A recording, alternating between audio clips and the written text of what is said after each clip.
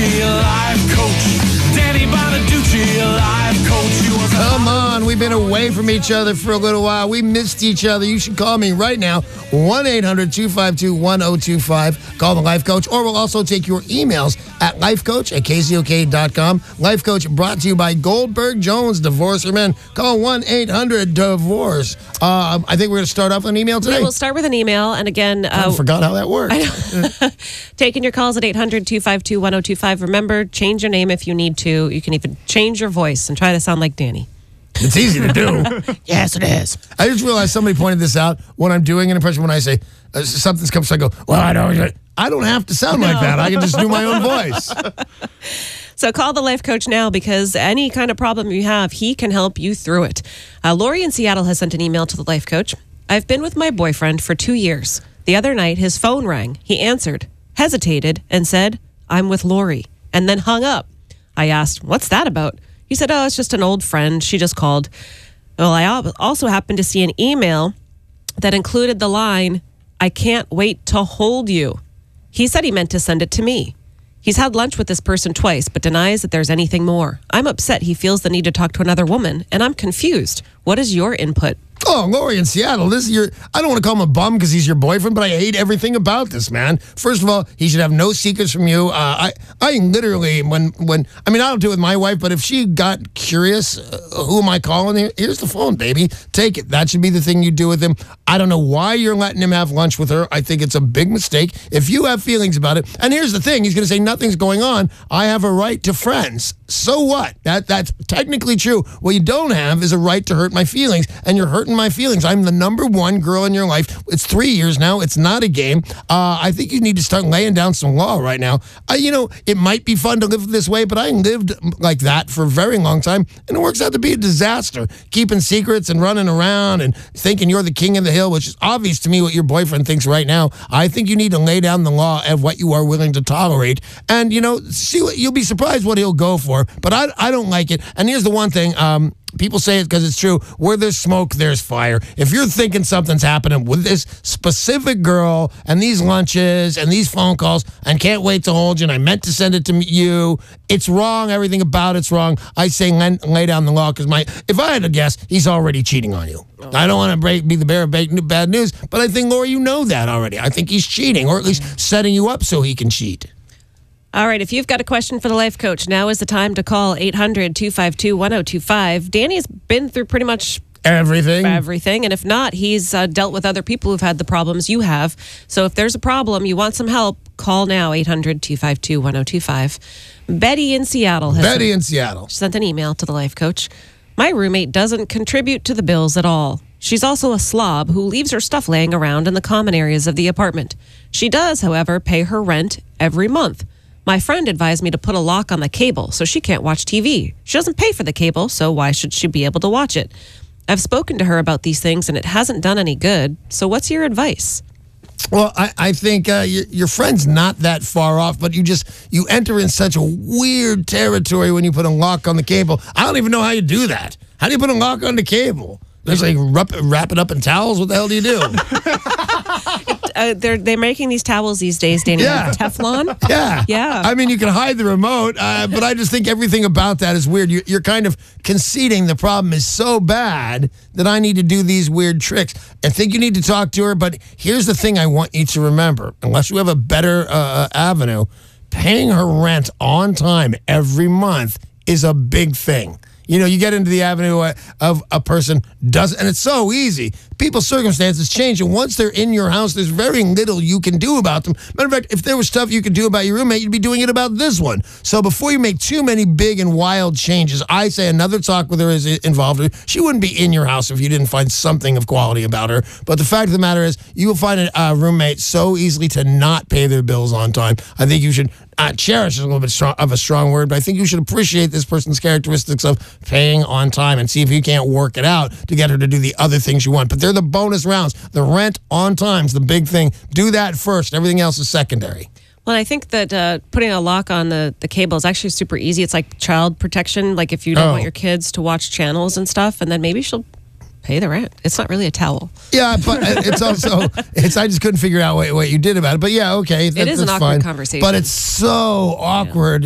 That's what I'm saying is you get into a very close thing of her saying, "Well, I'll move," and then you have to find a roommate that pays the rent on time every month. Don't neglect that. That's pretty big.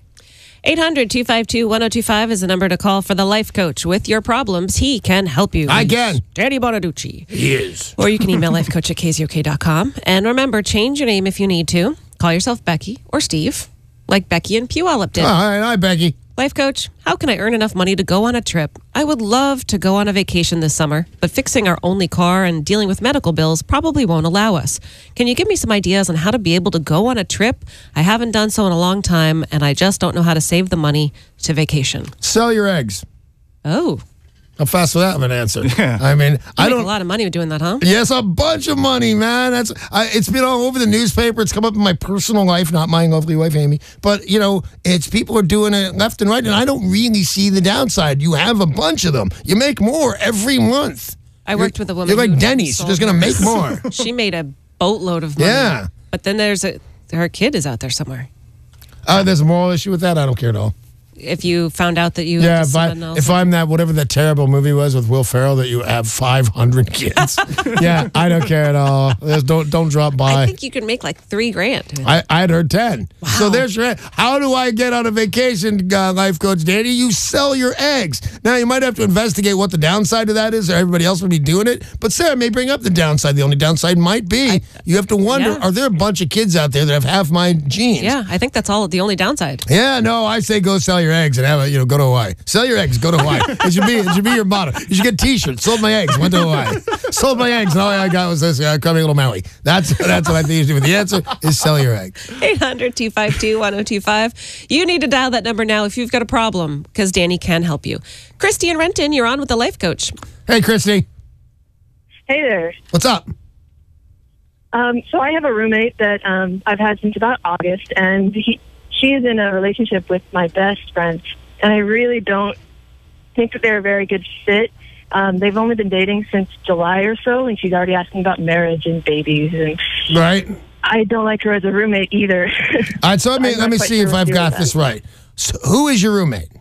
You don't have to say their names, but in this relationship you're talking to me about, so your roommate is in love with somebody else. I didn't follow. She's in a relationship with my best friend. Ah, okay. All right. And so what is your question about that? What's your problem with that? I don't think that they should be together, but I can't really say anything to him because she's my roommate and we have a lease. And Leases are meant to be broken, much like promises, my friend. But here's the thing on this. Why don't you like her? Why don't you like her as for a relationship for your best friend? she's moving in a wrong direction. She wants to stay at home and not have a job. She currently does not have a job. She Is there any chance, Christy, and I'm sure she has all these negative qualities as a girlfriend, but is there any chance in the world you're jealous? no. You sure? I'm no.